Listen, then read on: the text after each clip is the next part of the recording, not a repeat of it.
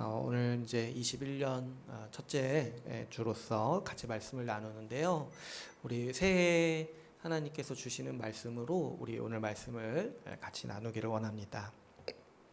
우리가 이제 계속해서 이 로마서 말씀을 통해서 신자가 어떻게 살아야 하는지에 대해서 같이 살펴보고 있죠. 그랬을 때 이 말씀이 우리에게 권고하는 것은 무엇입니까? 신자는 어떤 사람들이에요? 이 사랑에 빚진 사람.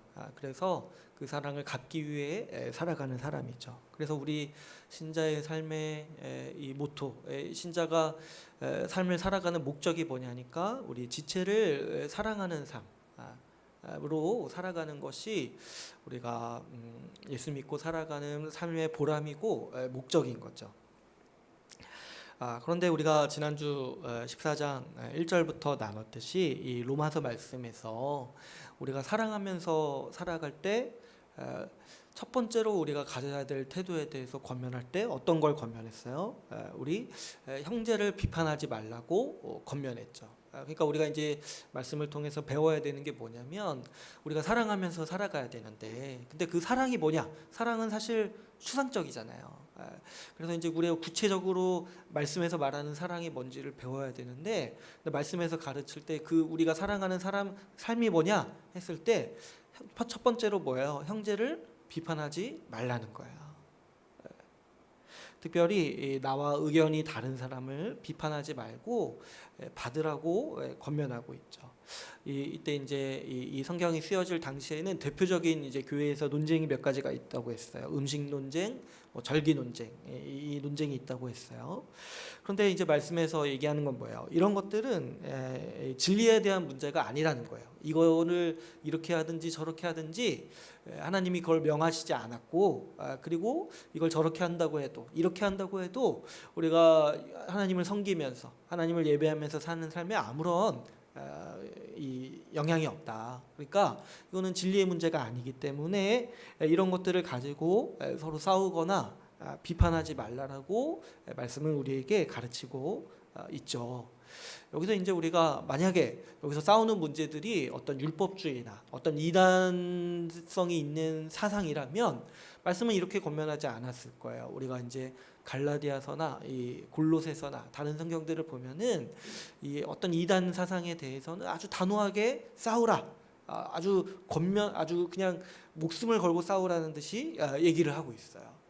그런데 우리가 살아가면서 부딪히는 많은 문제들은 사실 대부분은 이런 어떤 진리에 관련된 문제라기보다는 어떤 우리의 개인적인 의견이나 어떤 우리의 취향이나 기호나 이런 어떤 사소한 문제들, 어떤 이런 진리 문제에 비해서는 상대적으로 사소한 문제들일 수 있다는 거예요. 그랬을 때 그런 거 가지고 형제를 비판하지 말고 싸우지 말라는 말씀인 거죠. 진리를 좌우지할 정도로 그런 중요한 중차대한 문제가 아니라면 말씀은 이렇게 얘기하는 거예요. 이래도 되고 저래도 상관없다. 그 음식을 먹어도 되고 안 먹어도 뭐 그렇게 안 먹겠다면은 상관없다. 근데 이제 중요한 건 뭐예요? 그거 가지고 서로를 판단하거나 비판하지 말라는 거죠. 음식, 뭐 절기 이런 거 있잖아요. 어떤 걸 해도 상관없고 절기를 지켜도 상관없고 안 지켜도 상관없다. 근데 이제 이런 것들을 하나님께서 왜 그렇게 우리에게 이런 말씀을 주시냐니까 하나님은 우리에게 자유를 주셨다라는 걸 우리가 기억하셔야 돼요. 사실 우리 신자의 삶을 여러분들이 우리 갈라디아서 말씀이나 말씀을 배우면서 우리가 잘 이해해야 되는 게 뭐냐면 신자의 삶은 자유의 삶이에요. 근데 이제 안타까운 거는 많은 분들이 이 속박의 삶이라고 생각해요. 뭐 성경에서 뭐 하지 말라 이런 게 있으니까 그게 속박의 삶이라고 생각해요. 그런데 우리가 신약 성경을 자세히 보시면 신약 성경은 어때요? 우리가 무엇을 해야 되는지 하지 말라야 하는지 구체적으로 명시해 놓은 구절이 사실 많지 않아요. 구체적으로 명시한 거는 우리 이제 나중에도 살펴보겠지만 이 권징규례 이거 하나가 거의 자세하게 명시해 놓은 규정이고 나머지는 사실 그렇게 자세한 규정들이 없어요. 뭐냐니까 오늘 로마서 말씀 우리가 계속 살펴보면서도 하나님께서 말씀하시는 게 뭐예요? 사랑하면서 살아라. 근데 그 구체적으로 뭐 아침에 일어나서 뭐 해라, 저녁에 자기 전에 뭐 해라, 하루에 기도 2시간씩 해라, 1시간씩 해라, 이런 얘기는 없다는 거예요. 왜 그러냐니까 주님은 우리에게 자유를 주셨다는 거예요. 만약에 여러분 주님이 이런 거 다 명해 놓으셨다고 한번 생각해 보세요. 이런 거 뭐 월요일 아침에는 이걸 하십시오. 화요일에는 이걸 해야 합니다. 수요일에는 이걸 해야 합니다. 아침 12시마다 이 금식하고 절하십시오. 때때마다 금식하십시오. 뭐 저기 이슬람교는 그런 거 있다잖아요. 절기마다 금식하라. 그런 게 있다고 한번 생각해 보십시오. 그러면 그게 이제 속박의 삶인 거죠. 우리 주님은 그런 거 없다고 하셨어요. 자유로 내가 너에게 자유를 주겠다. 너에게 어떤 율법의 의무도 없다. 왜 우리에게 율법의 의무가 없습니까? 우리는 이미 율법을 다 지킨 자로서 의인이 되었다고 했어요. 예수 그리스도가 우리 대신에 다 지키셔서 우리는 의인이 되었다는 거예요. 그러니까 우리에게는 율법이 의무로서 다가오는 게 아니에요. 그냥 그 율법은 우리 마음의 어떤 사랑하는 이 삶의 지침이지, 그 삶의 내 지향이고 내 삶의 목적이지, 그것이 내가 이걸 안 하면 뭐 하나님의 처벌을 받고 뭐 이렇게 죄가 되고 이런 것들에 대한 국면이 우리에게는 없다라고 우리가 같이 나눴죠. 그래서 신약 성경은 사실 우리가 이 뒤에 이제 윤리에 대한 부분을 이제 살펴보고 있는데, 다른 서신서를 다 살펴봐도 이런 어떤 구체적인 지침, 구체적으로 뭐 몇 시에 뭘 해라, 뭐 이때는 뭘 하라, 이런 거에 지침이 없습니다. 이렇게 말하지 않는 영역들이 상당히 많아요. 그래서 이렇게 이런 거 이래도 되고 저래도 되는 거 있잖아요. 그래서 중요하지 않은 문제, 이런 것들을 우리가 이제 성경의 언어로 이 아디아포라라고 우리가 부릅니다. 아디아포라. 이 아디아포라가 이제 헬라어인데, 헬라어 말 자체로 중요하지 않은 것들이라는 의미예요. 중요하지 않은 것들. 그게 뭐냐니까 이게 이제 진리 문제가 아니기 때문에 이거 가지고 이래라 저래라 할 필요 없다. 이거 가지고 형제를 비판하고 판단할 필요 없다. 이거는 이래도 되고 저래도 되다. 아디아포라 문제, 중요하지 않은 문제라는 거죠. 그래서 여러분, 우리가 분명히 이제 좀 우리가 개념을 잡아야 될 게 뭐냐면, 이 아디아포라의 문제로 형제를 비판하면 안 된다는 거예요. 하나님께서 형제에게 주신 자유를 침해하는 것일 뿐만 아니라, 또 이 아디아포라 문제로 형제를 비판하는 건 뭐예요? 그 자체가 죄라는 거예요. 그 자체가 형제를 비판하는 죄인 거라요. 죄라는 거죠.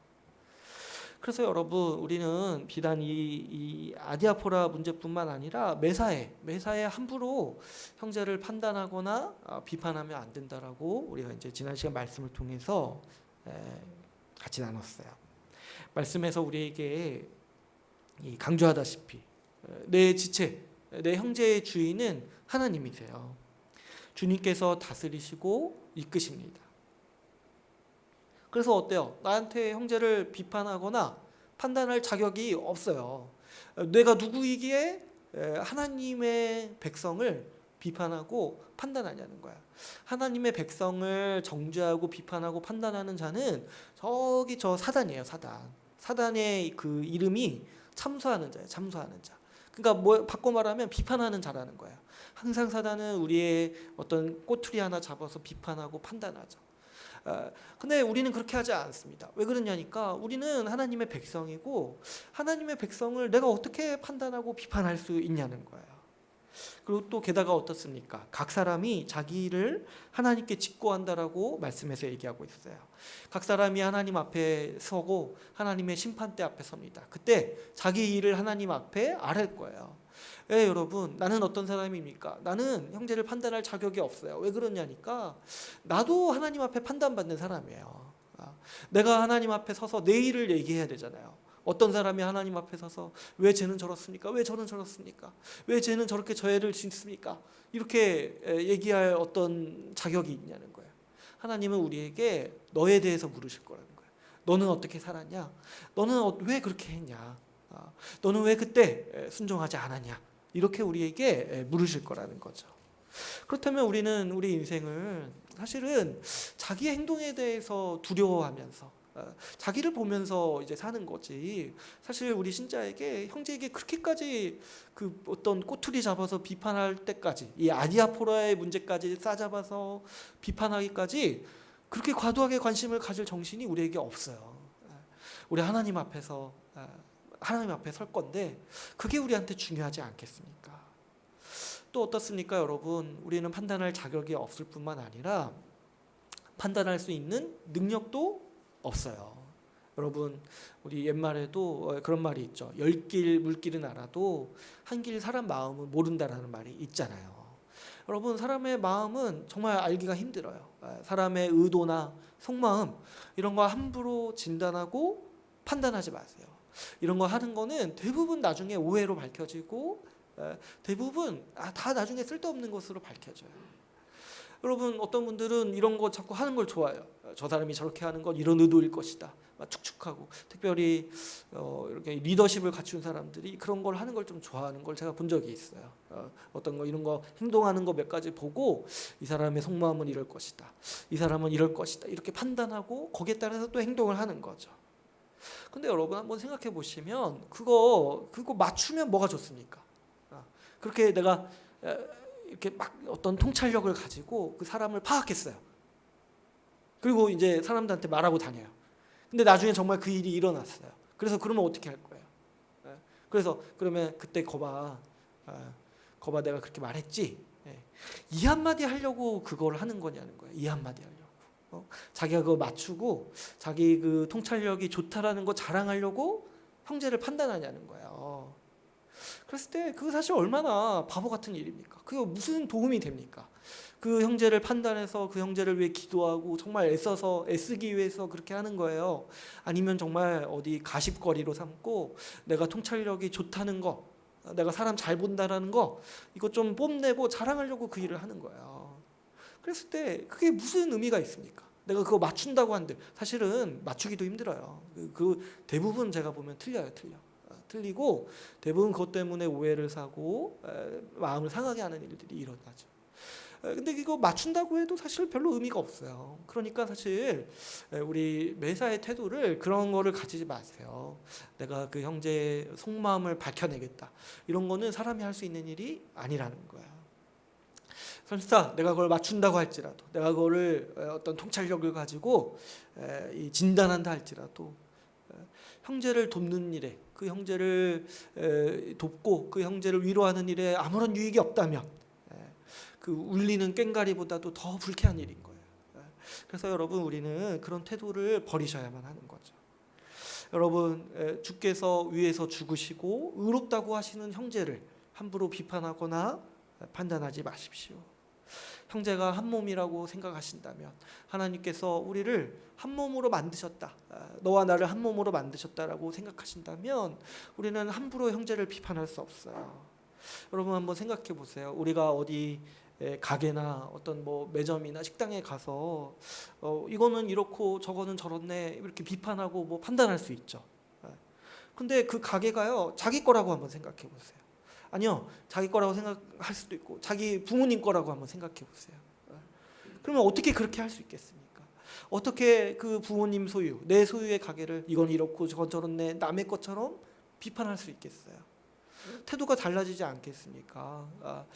조금이면 흠이라도 보이면 내가 가서 덮어주고 조금 누가 비판하면 내가 가서 변호해주고 어떻게든 그렇게 하지 않겠냐는 거예요. 마찬가지로 여러분 우리 지체가 우리 형제가 남이라면 정말 생판 남이라면 그냥 뭐 말 함부로 뭐 실수를 할 수도 있죠. 뭐 판단하고 비판할 수 있어요. 그런데 한 몸이라면 어떻게 하겠습니까? 그게 나라면 그 지체가 내 몸의 일부분이라면 어떻게 하겠습니까? 오히려 어떤 흠이라도 내가 가서 덮어주려고 하지 않겠습니까? 남들이 보지 못하게 내가 가서 덮으려고 하지 않겠습니까? 누가 거기에 대해서 뭐라고 하면 내가 가서 변호하지 않겠습니까? 그런 거 아니야. 그럴 리 없어. 그렇게 하지 마. 그렇게 내가 나서서 그렇게 말하지 않겠습니까? 우리가 한 몸으로 살아간다는 거는 이렇게 살아간다는 거예요. 뭐 이렇게 흠을 뭐 들춰내고 비판하고 그런 게 아니라 내가 가서 덮어주고 그걸 내 흠으로 삼는다는 거죠. 여러분 우리가 이렇게 이 사람을 우리 지체를 마치 남처럼 나와 상관없는 사람처럼 함부로 말하고 비판하는 이 옛날 삶의 방식에 대해서 죽어야 돼요. 남 얘기 좋아하고 남 걱정하는 척하면서 함부로 판단하고 비판하지 말아야 돼요. 물론 이제 실수할 수 있어요. 근데 실수하더라도 이거를 어떻게든 증오해야 돼요. 이렇게 살아가는 거를. 저도 얼마나 목사로서 이런 일들이 조심스러운지 몰라요. 제가 사실 말을 많이 하잖아요. 그러니까 저도 혹시 잘못 얘기할까봐 이게 항상 저도 하나님 앞에서 두렵고 떨리는 일이에요. 여러분, 우리가 이런 아주 저주받은 삶의 방식, 남 얘기하는 거 좋아하고 남 흉보는 거 좋아하는 거 있잖아요. 이런 것들을 버리고 이런 것들을 우리가 극복하면서 살아야 하는 것이죠. 이런 삶의 방식은 자기를 위해 살기 때문에 나온다라고 말씀에서 가르치고 있습니다. 자기를 사랑하고 자기를 위해 살기 때문에 내 기준이 중요해요. 주님은 중요한 문제가 아니라고 하시는데 아니요, 잠깐만요. 주님, 그게 아니죠. 나한테는 이게 중요합니다. 이렇게 말하는 거예요. 내 기준에는 그게 중요하니까 내 기준으로 형제를 판단하고 비판하는 거예요. 그래서 여러분 보면은 자기를 위해 사는 자가 결국 자기를 사랑하는 자가 자기 흠을 보지 못하고 남을 비판하는 데 관심이 많은 것이죠. 그러나 여러분, 우리 7절 말씀에서 보듯이 우리 중에 누구도 자기를 위해 살지 않습니다. 자기를 위해 살지 않기 때문에 내 기준이 사실 중요하지 않아요. 내 기준은 그냥 나한테만 중요해요. 다른 사람에게 그걸 가지고 넌 이래야 된다 저래야 된다 판단할 수 없고 말할 수도 없는 거예요. 왜 그러냐니까 내 판단과 내 기준은 아무것도 아닌 거예요. 왜 내 형제가 내 기준에 따라야 됩니까? 하나님의 백성인데. 그런 것들을 우리가 잘 유념하시고, 여러분, 한 몸으로 사랑하면서 살라고 우리에게 주신 귀한 인생입니다. 우리가 우리 이 귀한 인생을 형제를 판단하고 비판하는 일에 낭비하거나 그런 일에 연루돼서 살아갈 수가 없는 것이죠. 특별히 오늘 말씀은 지난 시간에 이어서 이 형제를 대하는 태도에 대해서 또 이어서 이제 말씀을 우리에게 주고 계십니다. 앞에 말씀에서는 어때요? 그 비판하는 태도를 갖지 말라라고 권면했습니다. 그런데 오늘 말씀에서는 어떻게 말씀하시냐 하니까 역으로 형제로 하여금 비판하게 만드는 태도, 형제가 보고 불쾌하게 여기는 내 어떤 태도나 습관이 있다라면 그거를 고치라고 우리 오늘 말씀에서는 권면하고 있습니다. 13절 말씀이 있죠. 우리 같이 한번 다시 읽어볼까요? 13절 말씀 같이 읽어보겠습니다. 시작. 그런즉 우리가 다시는 서로 비판하지 말고 도리어 부딪힐 것이나 거칠 것을 형제 앞에 두지 아니하도록 주의하라.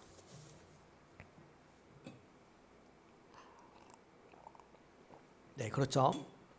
우리가 이제 앞에서는 형제를 판단하는 게 죄다. 형제를 판단하지 말아라. 이렇게 얘기했는데 또 한편으로는 말씀에서 뭘 건 거예요. 근데 나도 있잖아요. 나도 그 형제가 좀 불쾌하게 여기는 내 어떤 모습이나 습관이나 어떤 이제 화나게 하는 어떤 내 모습이 있다라면 그걸 버리고 고치라고를 말씀해서 권면하는 거죠. 그래서 뭐예요? 형제 부딪힐 것이나 거칠 것을 형제 앞에 두지 아니하도록 주의하라. 그러니까 내 어떤 모습이 형제로 하여금 불쾌하게 하거나 좀 이렇게 뭔가 형제를 화나게 하는 것이 있다라면 그것을 고치라라고 권면하고 있는 거죠. 그래서 이게 우리 신약 성경에서 굉장히 중요한 윤리예요. 우리에게 자유를 주셨는데, 근데 그 자유를 주셨지만 그 중에서도 이제 중요한 게 뭐냐니까, 근데 그럼에도 불구하고 내 자유를 사용하는데 그것으로 인해서 형제가 망할 것 같고 그것으로 인해서 형제가 마음이 아프다라면 그것들을 제쳐두고 형제를 위해서 자신을 고치라고 우리에게 권면하고 있는 것이죠. 이 성경이 쓰여질 당시에 이제 대표적으로 논쟁이 되었던 게 지난 시간에 나눴던 이제 음식 논쟁, 절기 논쟁이었어요. 근데 이제 그 중에서도 가장 이제 많이 논쟁이 됐었던 게 이 음식 논쟁이었던 것 같아요. 그래서 여기서도 이제 다시 이 음식 논쟁에 대해서 얘기하고 있죠. 이거 이제 지난 시간에 제가 잠깐 말씀드렸는데 어떤 거라고 했어요. 율법에서 어떤 음식이 정하고 어떤 음식이 부정하다 이걸 말씀하셨는데, 이거는 그리스도가 오시기 전까지 죄에 대해서 우리를 가르치고 교육하시기 위해서 세워주신 하나님의 이 말씀이라고 했어요. 그런데 어때요? 예수 그리스도가 오심으로써 이 모든 것들이 성취되어서 이제 그리스도 이후로는 이런 것들을 더 이상 따르지 않는다라고 우리가 얘기했죠. 그런데 이제 그 당시 사람들의 문제를 보면은 평생을 이 음식을 가리면서 살아온 사람들이 있었던 거예요. 그러니까 여러분, 우리가 이제 태생적으로도 음식을 가리시는 분들이 잘 못 먹는 음식은 끝까지 안 먹잖아요. 근데 이거는 그보다 더 중요한 문제예요. 이분들은 자기 신념에 의해서 자기 그 신앙이라고 생각하면서 이것이 하나님을 섬기는 문제라고 생각하면서 평생을 음식을 가려오신 분들이에요. 그런데 갑자기 이 지금 시대가 바뀌었다고 이거를 따르라고 얘기한다라면 이분들 입장에서는 이제 그게 굉장히 어려운 문제라는 거예요. 그래서 말씀에서는 이런 문제에 대해서 그 사람들의 이 마음을 존중해줘라.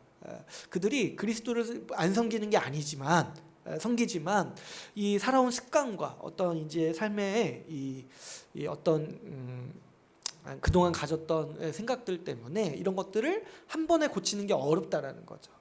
근데 이제 문제는 뭐예요? 이거 가지고 이제 내내 싸웠다는 거예요. 유대인들은 이 그 음식을 먹는 이방인을 향해서 이거 안 된다, 이 속된 음식을 먹으면 안 된다 이렇게 주장했고, 이방인들은 이렇게 하는 거죠. 아니 왜 자유를 왜 안 누리냐, 이 어떻게 그렇게 믿음이 없냐 하면서 이렇게 무시를 했던 거죠. 또 어떤 경우가 있었다고 했어요. 그 당시 이제 사회가 이제 우상을 섬기고 우상에게 제사를 드리는 사회다 보니까 이 시중에 유통되는 고기 중에는 이 우상에게 바쳐졌던 제물이 많이 있었던 거예요. 우상에게 제사를 드리잖아요. 그래서 그 고기를 사 먹을 때 이제 이게 되게 꺼림칙한 거예요. 뭐냐니까 이게 우상에게 제사를 드렸던 고기인 것 같은데 이걸 내가 어떻게 먹을 수 있냐는 거예요. 그래서 이게 이제 신앙의 양심상 이게 불편하다는 거죠.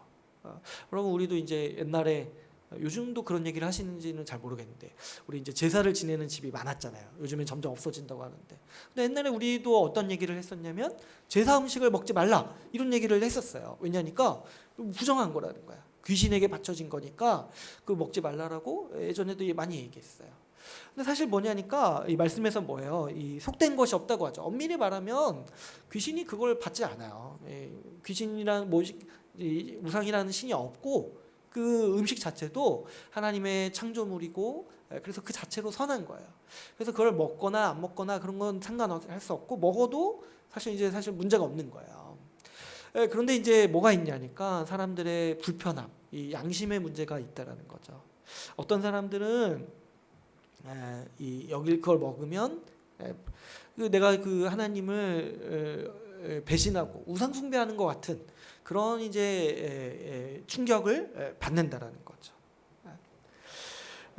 그래서 이제 사도 바울이 이 문제에 대해서 가장 먼저 우리에게 얘기하는 건 뭐냐면, 우리에게 자유가 있다는 거를 알 필요가 있다는 거예요. 속된 것이 없다. 그 먹어도 되고 안 먹어도 된다.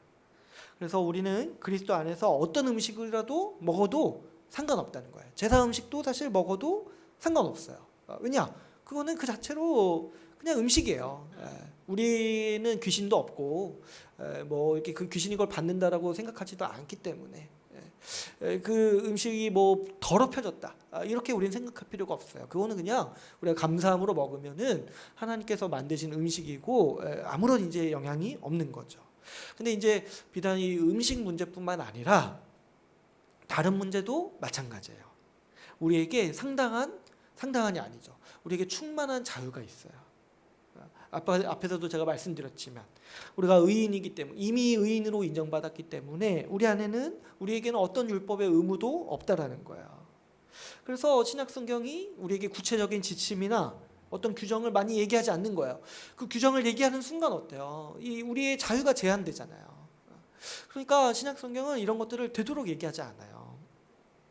대신에 우리가 자유를 가지고 우리가 우리의 양심껏 하나님을 섬기고, 우리가 하나님을 자유롭게 예배하고 우리 양심으로 하나님을 예배하고 살 수 있도록 우리를 하시는 거죠.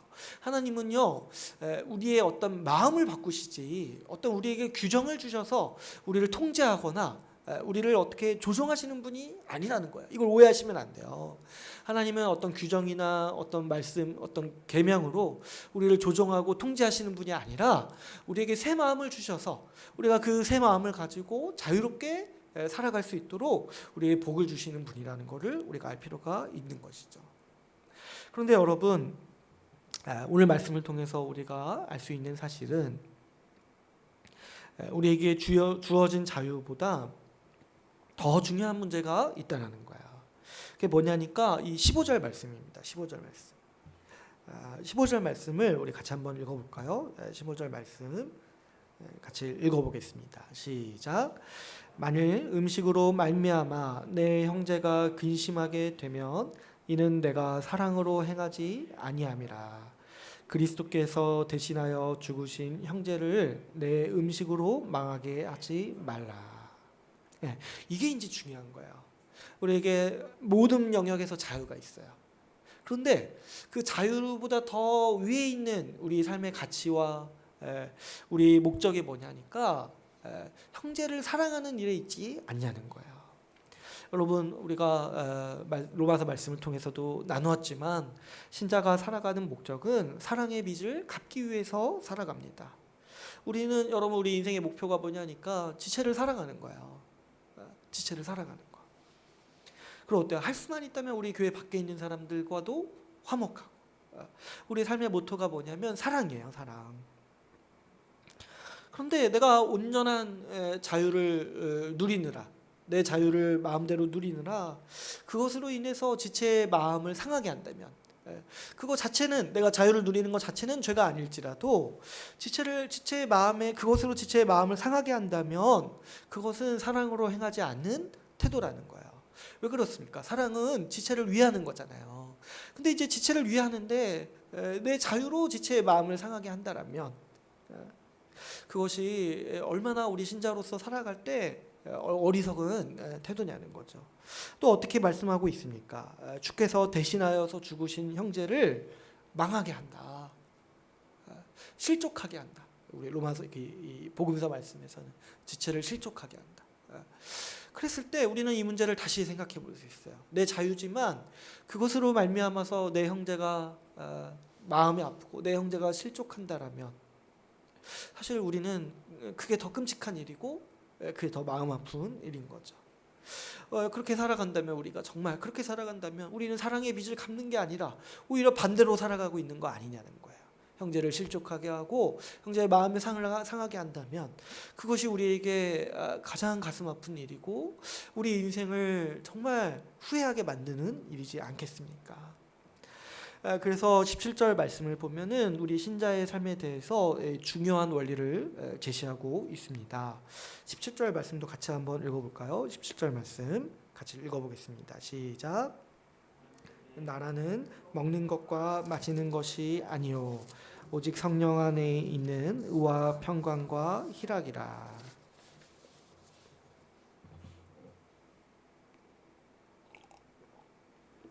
네.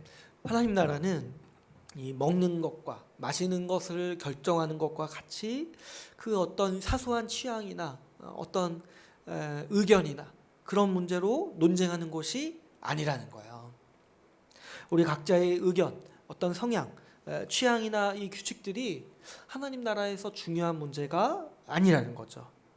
물론 어떤 그 각자의 개인의 취향은 어떤 사람에게는 중요하지만 또 어떤 사람에게는 사실 별게 아닐 수 있어요. 근데 이제 문제는 뭐냐면 사람들은 자기에게 중요한 문제라고 생각하면 그거 가지고 싸우고 비판한다는 거예요.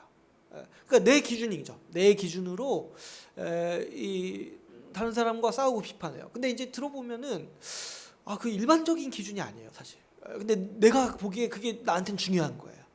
그래서 그거 가지고 왜 너는 나한테 이렇게 안 하냐. 이런 식으로 형제를 비판하고 싸우고 거칠게 대하는 것이죠. 그런데 여러분, 이 말씀을 한번 보시면 이 하나님이 특별히 명하시거나 그 진리에 대한 문제가 아니라면 어때요? 그거를 논쟁거리로 만들거나 비난하거나 그거 가지고 싸우지 말라라고 누차 우리에게 말씀은 권면하고 있는 거죠. 성경에는 하나님께서 명하시지 않은 일이 많습니다. 구체적으로 이렇게 하라 저렇게 하라. 그런 문제에 있어서는 사실 이래도 되고 저래도 되는 게 많아요. 제가 뭐 이거 너무 예가 많아가지고 그런 거 있죠. 우리 성경에서 대표적으로 이 음식 문제, 절기 문제 이제 앞에서도 얘기했지만 이런 거 이제 우리 신약 시대에는 뭐 해도 되고 안 해도 돼요. 또 어때요? 이 오늘날에 또 뭐가 있자니까 이 진리와 상관없는 문제로 근데 그 개인의 취향이나 어떤 개인의 어떤 선호 어떤 이제 개인의 의견 가지고 이 갈등을 겪는 경우가 많은 거예요. 뭐 이제 제가 생각해 보니까 얼마 전이 아니라 이제 우리 한국 교회는 항상 이제 어떤 논쟁이 있었냐면 이 찬양 때 쓰는 이 예배 음악 있잖아요. 이 찬양의 장르 가지고 그렇게 주기마다 논쟁을 해요. 우리 한국 교회는 보면은. 그래서 제가 듣기로는 옛날에는 그 락 음악 있잖아요. 락 음악. 그래서 이제 드럼이나 기타를 예배 때 쓰는 거를 싫어하시는 분들이 많았대요. 그래가지고 교회에 드럼을 가지고 들어오면 이거 진짜 옛날 얘기인데 드럼을 가지고 들어오면은 어디 그렇게 사탄을 숭배하는 음악으로 하나님을 예배할 수 있냐고 하면서 논쟁하고 그것 때문에 싸우고 분열하고 이런 일이 많았다는 거예요. 근데 이렇게 들으면 오늘날 이런 얘기 들으면 어때요? 되게 우습죠. 물론 우리 교회는 드럼이 없어요. 근데 제가 그 뭐 드럼을 뭐 사단의 악기라고 생각해서 그러는 게 아니에요. 우리 교회 하는 게 있어서 상황에 맞게 이제 하는 거죠. 근데 이제 오늘날 누가 그렇게 생각을 합니까? 뭐 드럼 치는 거 가지고 그게 뭐 진리 문제라고 생각합니까? 그거는 디아포라, 아디아포라. 중요하지 않은 문제예요. 성경에 어떤 음악 장르로 하나님을 섬겨라 이런 얘기가 없잖아요. 근데 이렇게 얘기하면 여러분 굉장히 뭐 우리는 다 받아들일 것 같죠. 근데 우리 최근에 또 어떤 논쟁이 있었냐면 어떤 이제 한 목사님이 트로트로 찬양을 만드신 거예요. 그래서 이제 트로트로 이 예배 때 트로트로 찬양을 이렇게 딱 하는 거예요. 근데 어떤 분이 또 그걸 보고 이거 너무 경박스럽다 하면서 어떻게 그렇게 세속적인 그 음악으로 하나님을 예배하냐 하면서 또 그거 가지고 또 비난하고 문제거리 만들어가지고 이렇게 했어요. 근데 또 요즘엔 또 어땠습니까? 요즘에 뭐 트로트로 찬양하는 거 어색하신 분들이 많이 없어요. 또 보면은 또 어때요? 트로트가 또 유행하잖아요. 여기까지 괜찮으시죠? 근데 또 어떤 논쟁이 있었냐면 얼마 전에 아니에요. 한 10년 전인가 EDM으로 찬양을 만드신 분이 있었던 거예요. EDM으로. 근데 그때는 저도 좀 약간 이건 좀 이런 마음이 들더라고요. 이건 좀 힘들겠다. 그때도 근데 똑같이 논쟁이 들어온 거예요. 어떻게 또 그런 세속적인 걸로 하나님을 예배하고 찬양하냐? 이거는 안 된다. 이거는 정말 사단의 이 계략이다. 하면서 또 논쟁을 벌이고 싸우는 거예요. 근데 이제 저도 왜 그런지 알겠어요. 이게 익숙하지 않아서 그런 거잖아요. 그러니까 여러분 제가 얘기하니까 그 음식 논쟁 왜 하는지 이해가 가시죠? 익숙하지가 않잖아요. 갑자기 다음 주에 왔는데 오늘 찬양 컨셉은 힙합입니다. 이렇게 해보세요. 그러면 그날 얼마나 많은 분들이 마음이 어렵겠습니까? 근데 사실은 그거는 죄가 아니에요. 어떤 장르를 써도 죄가 아니에요. 이거에 대해서는 성경이 우리에게 자유를 주셨어요. 어떤 음악 장르로도 하나님을 찬양할 수 있어요. 국악으로도 할 수도 있고, 뭐 판소리로도 할 수 있고, 아주 하나님은 여기에 대해서 우리에게 자유를 주셨어요. 우리가 뭐 주일에 점심을 뭐 먹을지, 나들이 때 어디를 놀러 갈지, 선물로 무엇을 주고 받을지, 이런 것들은 제가 더 많아요. 사실 뭐 더 많은데 이런 것들은 진리 문제가 아니에요. 성경에서 이렇게 하라 정해놓으신 것이 아니잖아요. 그러니까 사실 대부분의 문제는 이래도 되고 저래도 돼요. 그런데 우리가 이걸 살펴보면요, 우리가 싸우는 거 있잖아요. 우리가 싸우는 거, 논쟁하고 이런 것들의 문제를 보면은 많은 영역들이 이 진리의 문제가 아니라 이런 아디아포라의 문제, 이래도 되고 저래도 되는 걸 가지고 사람들이 교회 안에서 싸우고 있다라는 거예요. 정작 진리 문제를 붙들고 우리가 중내산에 많이 해야 되는데, 이 정말 하나님 나라 입장에서 봤을 때 아무것도 아닌 걸 붙잡고 중내사냐, 이것 때문에 넌 이단이다, 이렇게 지금 싸우고 있다라는 거죠. 이런 경우가 우리 교회 가운데 얼마나 많이 있냐는 거예요. 여러분, 말씀에서 우리에게 분명히 권면하는 바는 하나님 나라가 의와 평강과 희락이라고 말씀하고 있습니다. 우리는 내 기준이 아니라 하나님의 의의 기준으로 한 몸이 되었어요. 그러니까 내 기준으로 형제를 판단하거나 강요하지 말아야 돼요. 무엇보다 우리는 이 화평을 위해서 살아야 됩니다. 화평을 위해서. 화평을 위해서 내 신념이나 내 취향이나 내 기호나 이런 것 정도는 양보할 수 있어요.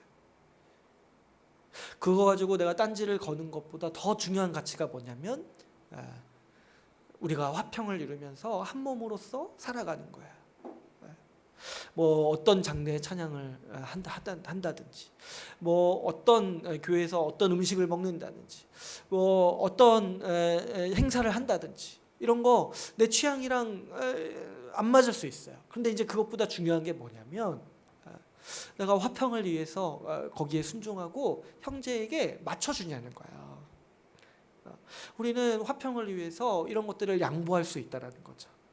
그렇게 살아가는 게 우리의 방식이라는 거예요. 형제와 화평을 이루기 위해서 내 취향을 양보하고 내 의견을 양보하는 거 있잖아요.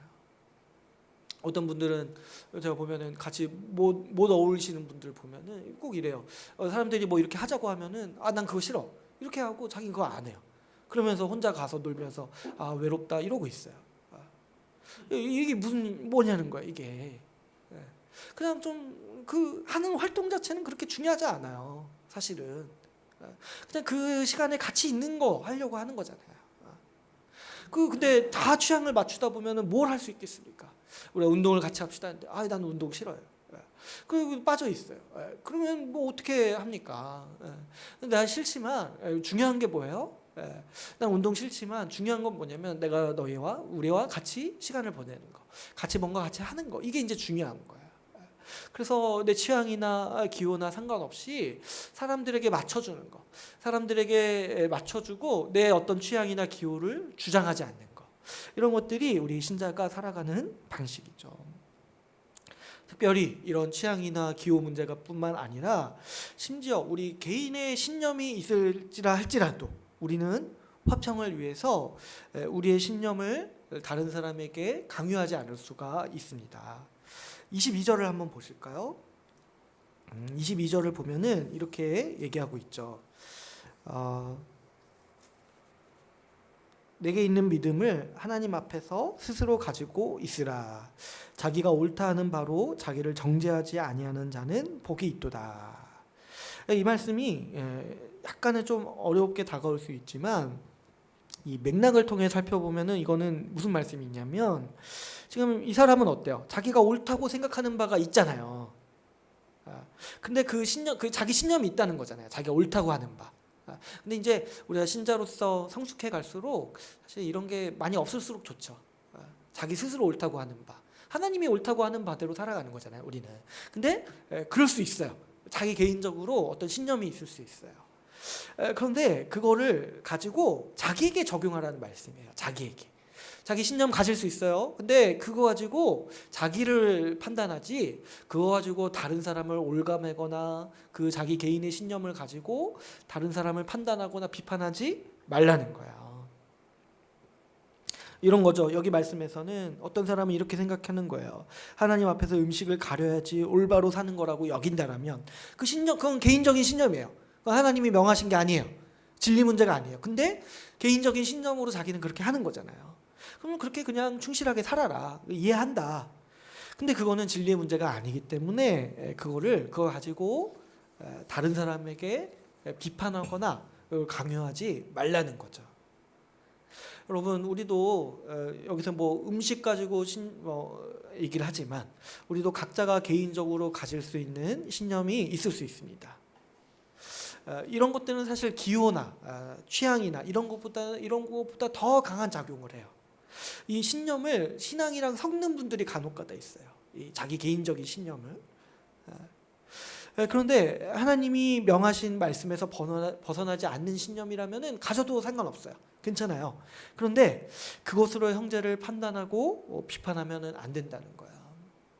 뭐 예를 들어서 성경에서 이제 음식 논쟁이 나오니까 우리 시대도 보면은 이 하나의 이 채식주의가 하나의 신념으로 가지고 계시는 분들이 있어요. 제가 보면은 굉장히 강하세요. 이 채식주의라는 이 신념이 굉장히 강해요. 그러니까 이거는 이제 취향이 아니라 내가 동물을 위해서, 동물 보호를 위해서, 환경을 위해서 나 채식을 하겠다, 이 신념을 가지고 살아가시는 분들이 있어요. 이게 얼마나 강하냐니까 심지어 그것 때문에 자기 건강이 망쳐도 절대로 고기를 안 먹겠다라고 주장하는 거죠. 물론 우리가 신앙을 가지면서 그 신념 가질 수 있어요. 근데 이제 중요한 건 뭐예요? 그거 가지고 자기 그렇게 살면 되는 거예요. 근데 그 신념, 성경에서 채식하라는 명령이 없잖아요.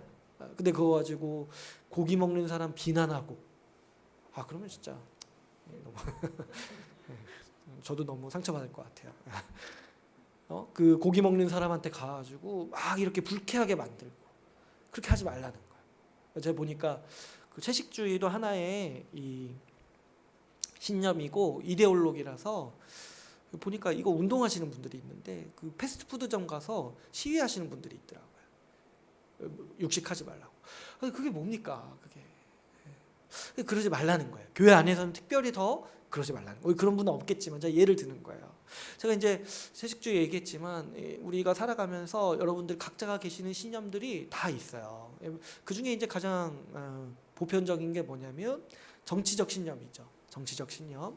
제가 이제 이 정치 얘기할 때도 한 정치적 입장을 우리 성경적이라고 주장하지 말라고 했어요. 그런 거 허황이고 그런 거 없다고 했어요. 그래서 교회 안에서 어떤 정치적 신념으로 사람들을 올가매거나, 특별히 목사는 더 그러면 안 되죠. 목사는 더 그러면 안 되는데 우리 지체들도 지체들에게 더 그러면 안 돼요. 정치적 신념을 강요하거나 어떤 이 정치적 신념이 정이다, 나머지는 뭐 다 악이다, 이렇게 주장하는 거는 이거는 성경에서 말하는 것에서 어긋나는 거예요. 물론 신자가 정치적 신념을 가질 수 있어요. 그것까지는 괜찮아요. 근데 그거 가지고 다른 사람에게 강요하거나 나랑 정치적 신념이 다른 사람을 신념이 다르다고 해서 비판하거나 판단하는 것, 그거는 죄라는 거죠. 신념을 가지는 것 자체는 죄가 아닐 수 있지만 그거 가지고 형제를 판단하고 비판한다면 그거는 죄라는 거예요. 또 제가 말하지 않지만 이외에도 수없이 많은 신념들, 여러분 각자가 개인이 가지고 있는 어떤 습관이나 어떤 좀 철칙 같은 게 있을 수 있어요. 근데 이제 남한테 말하진 않아요. 근데 이제 나만이 딱 가지고 있어요. 나만이 딱 가지고 있다가 딱 사람이 어떤 행동을 하면 이거는 내 선을 넘는 행동인데, 이렇게 생각하면서 판단하시는 분들이 있어요. 우리는 다 그럴 수 있어요. 우리도 다 살아가는 방식이 다양하잖아요. 그럴 수 있어요. 성경도 그게 죄가 아니라면 그렇게 하라고 해요. 하라고 뭐 그런 거 가지고 문제 삼지 않는 거예요. 뭐 개인적으로 나한테는 사람들이 이 정도 선을 지켜줬으면 좋겠다 하는 선을 가지고 계신 분도 있어요. 이걸 아주 명확히 가지고 계신 분도 있어요. 그걸 자기 신념처럼. 그런데 그래, 좋아요. 좋은데 그거 가지고 그냥 당신이 그렇게 살면 되는 거예요. 그 사람이 그냥 그렇게 남한테 베풀면 되는 거예요. 내가 이런 걸 불쾌하게 생각하니까 이렇게 안 하면 되는 거예요. 근데 그거 가지고 그런 어떤 자의적인 기준이나 어떤 신념을 가지고 다른 사람을 판단하거나 왜 너는 이렇게 안 하냐 하면은 이제 이 사람은 엄청 힘든 거죠. 그것 때문에 싸우거나 분열하지 말라는 거예요. 그 신념이 아무리 고귀하고 아무리 이상적인 신념이라 할지라도, 또 나의 어떤 생명처럼 여기는 신념이라 할지라도, 우리가 교회에서 화평을 이루는 것보다 더 중요한 가치, 신념은 이 세상에 없습니다. 그 신념 자체는 죄가 아닐지라도 그 신념으로 형제를 판단하고 비판한다면, 형제를 넘어지게 한다면 그게 바로 죄라는 거예요. 여러분 생각해 보세요. 우리에게는 그 무엇보다 화평이 중요합니다. 왜 그렇습니까? 이 화평을 어떻게 하나님이 이루셨습니까? 그리스도께서 우리를 대신해서 죽으심으로 우리와 우리 사이에 벽을 허무시면서 그분의 육체를 찢으시면서 우리 가운데 화평을 이루셨어요. 그 화평이에요. 그 화평이에요. 그리스도께서 죽으심으로 우리에게 주시는 화평, 한몸된 교회예요. 그런데 내 신념으로, 내 취향으로, 내 기호로 이 화평을 허문다고요. 정말 그러고 싶습니까? 정말 그 예수 십자가 복음에 그렇게 반역하면서 살고 싶습니까? 근데 그 반역하는 계기가 뭐냐니까 그냥 그 개인적인 취향, 기호 그거 하나 때문에 그 교회의 화평을 깨고 교회의 그 한몸됨을 깨고 싶냐는 거예요. 주님이 피로써 이루신 화평인데 우리는 그럴 수 없어요. 실수로 그렇게 할 수는 있어도 이 끔찍한 죄를 우리는 범할 수 없는 것이죠. 여러분, 우리는요 무엇이 더 중요한 우선순위인지 분별해야 합니다. 20절에서 얘기하고 있죠. 음식으로 말미암아 하나님의 사업을 무너지게 하지 말라. 이거 얼마나 어처구니 없는 일입니까? 음식 그게 뭐라고? 그거 하나 때문에 십자가를 부인한다고요. 그 내 자존심 그거 뭐라고? 내 그 상한 감정 그거 뭐라고? 그거 하나 때문에 십자가를 부인한다는 거예요. 얼마나 어리석습니까? 이 말씀을 기억하세요. 음식으로 하나님의 사업을 무너지게 하지 말라. 다른 걸로 바꿔서 해도 돼요. 내 그 취향 때문에, 내 기호 때문에, 내 자존심 때문에, 내 그 상처받았다는 감정 때문에 하나님의 사업을 무너지게 하지 말라라는 거죠. 여러분, 우리는 이 말씀을 통해서 신자의 삶에 대해서 조명해 볼 수 있습니다. 신자의 삶은 제가 앞에서도 말씀드렸다시피 이 자유의 삶이에요. 이게 굉장히 중요합니다. 우리 갈라디아서 말씀 나눌 때 제가 많이 얘기했던 것 같아요. 우리는 자유로운 삶이다. 주께서 우리에게 자유를 주셨어요. 죄에 대하여도 자유를 주셨어요. 이 아디아포라의 문제에 있어서도 우리에게 자유를 주셨어요. 우리 신자의 삶은 하나님께서 주신 자유를 누리는 복된 삶입니다. 우리가 형제를 함부로 비판하거나 올가매어서는 안 되는 이유가 뭐냐니까 그거 그렇게 하면서 그거 자체도 죄지만 또 하나님이 주신 그 형제에게 주신 자유를 훼손할 수 있다는 거예요. 이게 이제 죄라는 거예요. 그래서 갈라디아서에서 이 문제를 아주 이제 심도 있게 다루면서 저주하죠. 아예 그렇게 이 신자에게 주어진 자유를 회방하는 사람들을. 사도 바울도 어떻게 살았냐니까 사도 바울도 제가 이제 이 바울 서신서나 이런 걸 보면은 사도 바울이 신자에게 자기 제자들이나 교회에게 가지는 중요한 태도가 있어요. 그게 뭐냐면 사도 바울은 이 교회를 향해서 명령하지 않아요. 되도록이면 권면하고 부탁해요. 그래서 우리 빌레몬서 같은 거 보면은 사도 바울이 이렇게 얘기해요. 자기 이제 제자고 자기 이 직분상 이제 사도 바울이 사도니까 이렇게 얘기해요. 내가 너한테 나는 명령할 수 있다. 근데 나는 너에게 명령하지 않고 이 빌레몬이라는 사람에게 간곡히 부탁하고 싶다. 명령하지 않는다는 거야. 왜 그렇습니까? 신자로서 그 신자를 존중하기 때문에 하나님의 백성이고 그 하나님께서 주신 자유가 있고 그 자유를 존중하기 때문에 사도도 여러분 사도잖아요. 사도가 얼마든지 명령할 수 있는데 어떻게 얘기하냐니까 난 명령하지 않겠다. 근데 난 너에게 부탁을 한다. 내 부탁을 들어달라. 이렇게 간청으로서 얘기하는 모습들을 우리가 볼 수가 있어요. 또 사도 바울은 되도록이면 그 교회가 결정하도록 이 여지를 주고 시간을 줘요. 그래서 우리 이제 이 수련회 때 고린도전서 말씀 나눴지만 사도 바울이 이 고린도 교회에 가지 않은 이유가 있다고 해요.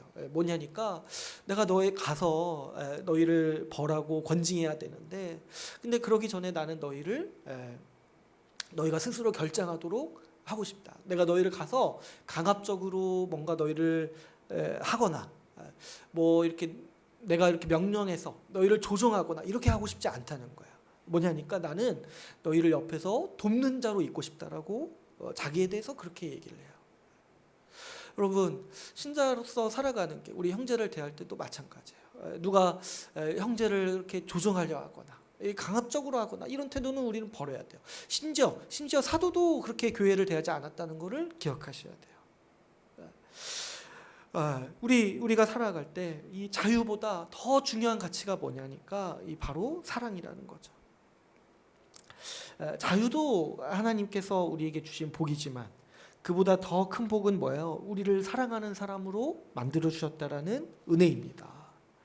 그래서 여러분, 신자는 어떤 사람들입니까? 사랑하기 위해서 자기 자유를 포기하고 제한하는 사람들이 바로 우리 신자들의 삶의 방식이라고 할 수 있습니다. 지체를 사랑하기 위해서. 그래도 괜찮지만 이거 해도 상관없지만 이게 죄가 아니란 걸 알지만, 나에게 자유가 있다는 걸 알지만 지체가 혹시 마음 아파할까 봐, 지체가 혹시 그것으로 불쾌해할까 봐 지체를 위해서 내 신념도 내려놓고 내 취향도 내려놓는 것이 우리 신자가 살아가는 방식이죠. 실제로 여러분, 우리가 사랑이라는 걸 생각해 본다면, 우리가 누군가를 사랑한다면 우리는 우리의 자유를 포기하는 경우가 굉장히 많습니다. 그렇지 않습니까? 내가 사랑하는 사람을 위해서 그 사람에게 맞춰주잖아요. 사랑하는 사람 보기 위해서 내 시간을 조정하잖아요. 사랑하는 사람을 맞춰주기 위해서 그 사람이 불쾌한 일을 내가 하지 않잖아요. 마찬가지죠. 또 어떻습니까? 우리 부모님들을 보면 어떻습니까? 아기를 키울 때 대부분의 자기 자유를 다 포기하지 않습니까? 그러니까 사랑이라는 거는 그 자체만으로도 어떤 속성이 있냐니까, 자기 자유를 내 스스로 제한한다는 의미가 있다라는 거예요. 여러분, 이렇게 사는 거 있잖아요. 세상에서 관점에서 보면 어떻습니까? 다른 사람에게 나 자신을 맞춰주는 삶이죠. 그런데요, 이 세상의 사람들은 이렇게 사는 거 끔찍하게 싫어합니다. 이런 거를 눈치 보는 거라고 생각해요. 그래서 이런 걸 싫어하죠. 세상 사람들은 어떻게 생각하냐니까, 다른 사람 신경 쓰지 말고 나에게 주어진 자유를 최대한으로 누려야 된다고 여깁니다. 때로는 그것이 다른 사람을 불쾌하게 할지라도 문제없다고 여기면서 내 자유다, 내 자유를 통제하는 게 오히려 악이다 라고 여기면서 살아간다는 거죠. 그러나 여러분, 우리의 가치는 거기에 있지 않습니다. 우리는 형제를 사랑하기 위해서 살아가는 사람들이에요. 화평이 우리의 목적이에요. 화평을 위해서라면, 그리스도께서 우리에게 선물로 주신 십자가의 그 보혈의 피로 우리에게 주신 화평을 지키기 위해서라면 언제든지 우리는 우리 개인의 신념을 포기할 수 있습니다. 21절을 한번 보십시오. 21절을 같이 한번 읽어볼까요? 우리 어떻게 얘기하고 있으니까 21절 같이 읽어볼게요. 시작. 고기도 먹지 아니하고 포도주도 마시지 아니하고 무엇이든지 내 형제로 거리끼게 하는 일을 아니함이 아름다우니라. 아멘. 네, 이 자유가 있어요. 고기도 먹을 수 있고 포도주도 마음대로 먹어도 돼요. 그런데 어떻게 얘기합니까? 만약에 그것으로 내 형제를 마음 아프게 한다면, 그것으로 내 형제가 불쾌함을 느낀다면 사도 바울은 어떻게 얘기해요? 그냥 안 먹겠다.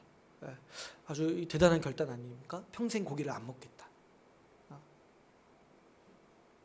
아니, 이 정도까지 지금 얘기하는데, 여러분, 형제를 위해서 고기를 평생 먹던 사람이 고기를 평생 안 먹겠다고까지 얘기를 하는 거잖아요. 근데 그게 뭐냐니까, 그게 그렇게 살아가는 게 하나님 앞에서 아름다운 삶이라는 거예요.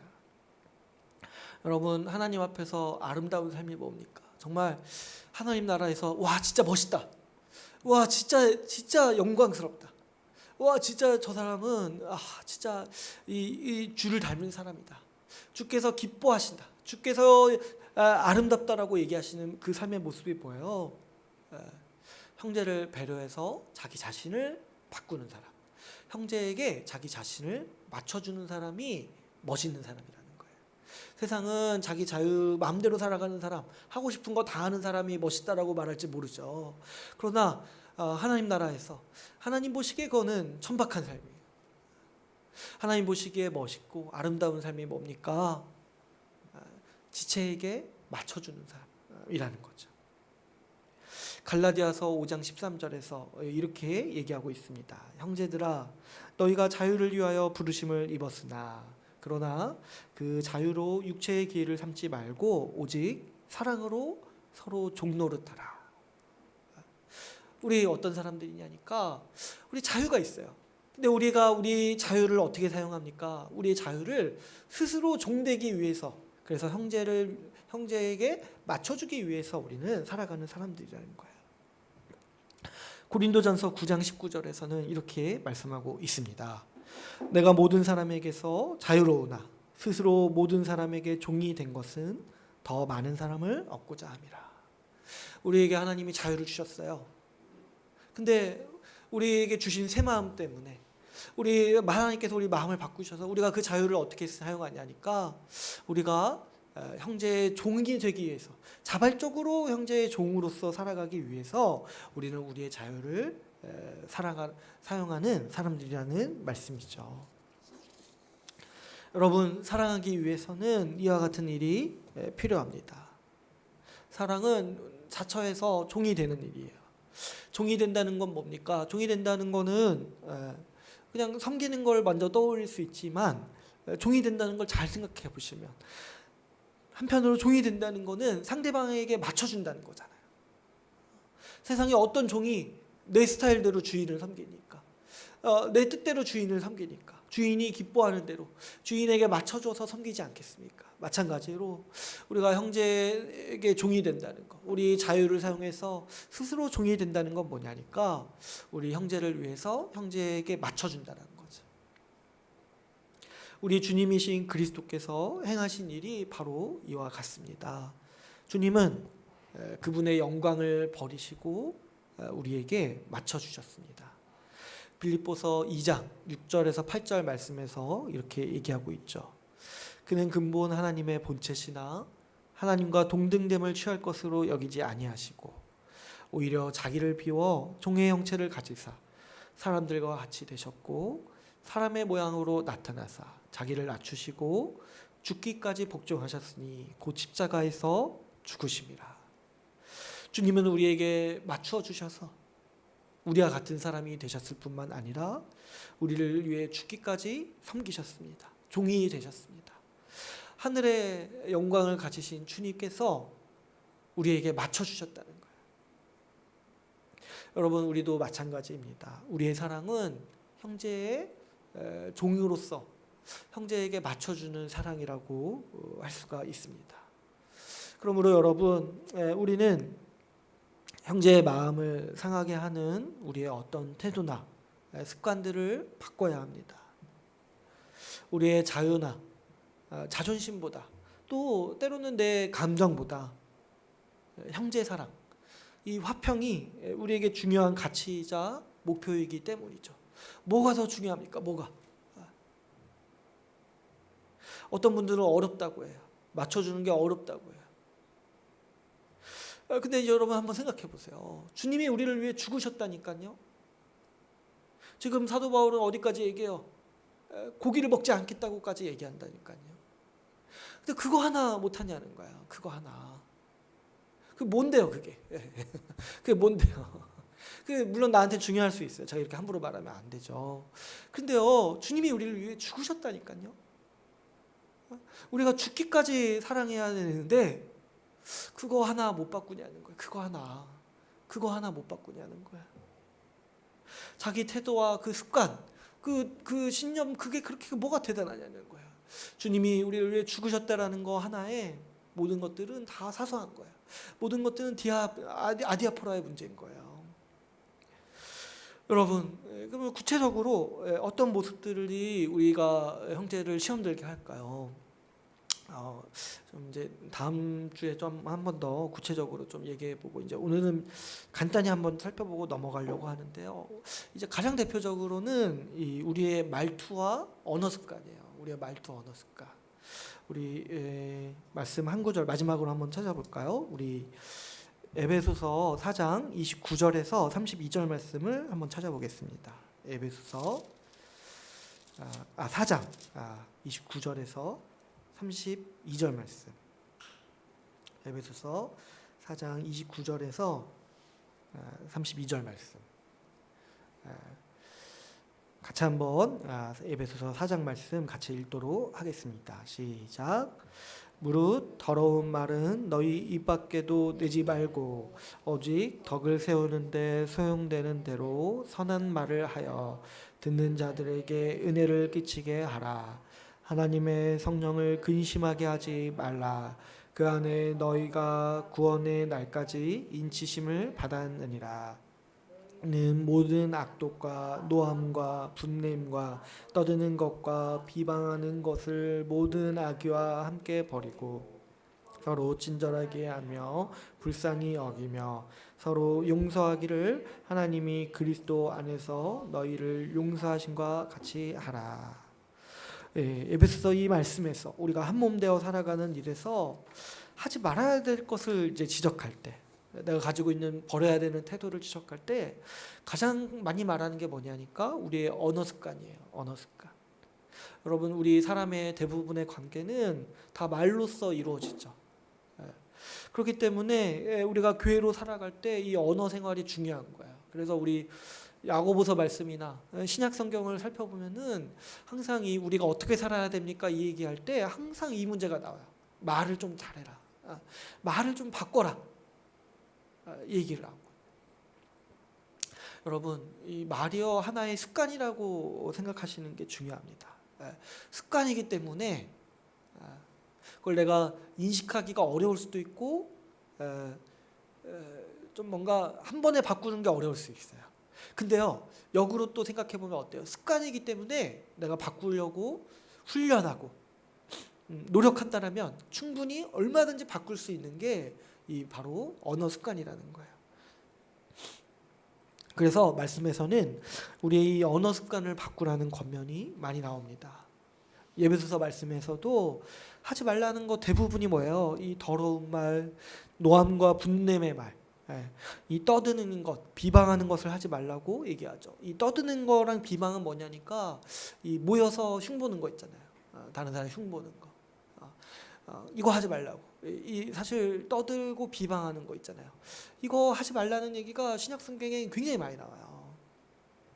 저도 아마 야고보서 얘기할 때 이걸 굉장히 많이 얘기했던 것 같아요. 여러분, 교회는 항상 이걸 조심해야 돼요. 제가 얘기했었죠.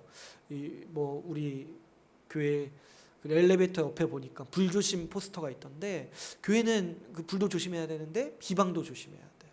누가 이렇게 비방하려고 시도할 때 제가 뭐라고 생각하라고 했어요? 방화범이라고 생각하려고 했죠. 실수로 그럴 수 있는데 그럴 때 어때요? 좀 불을 꺼주셔야 돼요. 받아주지 말고 지금 비방하는 거 아니냐, 이렇게 가볍게 좀 자제시키고 좀 이렇게 하지 않도록. 실수할 수는 있어요. 그런데 그 불이 교회에 번져서 교회를 태우지 않도록 여러분들 각자가 이 비방하지 않도록 특별히 조심해야 돼요. 근데 이제 보니까 이게 하나의 습관이라는 거예요, 여러분. 습관. 형제를 향해서 거친 말을 하거나 함부로 화내거나 날카롭게 비판하거나 지체의 흉을 다른 사람들한테 말하는 거나, 이런 것들은 습관이긴 하지만 사람의 마음을 잔인하게 무너뜨리죠. 이런 말들이 하나의 흉기가 되어서 지체를 실족하게 만들 수 있습니다. 우리가 물론 실수할 수 있어요. 말이기 때문에. 그런데 언어가 하나의 습관이라고 생각을 해보신다면 나에게 어느 정도 굳어진 말 습관이 있다는 사실을 우리가 인식할 수가 있어요. 어떤 냉소적인 말, 이런 거, 또 이렇게 좀 사람들을 웃기려고 좀 과하게 얘기하는 거, 강하게 얘기하는 거, 좀 세게 말하는 거 있잖아요. 이런 거를 이거 자체는 죄가 아닐 수 있어요. 근데 이제 뭐예요? 이것 때문에 형제의 마음을 상하게 할 수 있으니까 성경에서는 우리 한 몸됨을 위해서 이런 말 습관을 바꿔라라고 우리에게 가르치고 있는 거죠.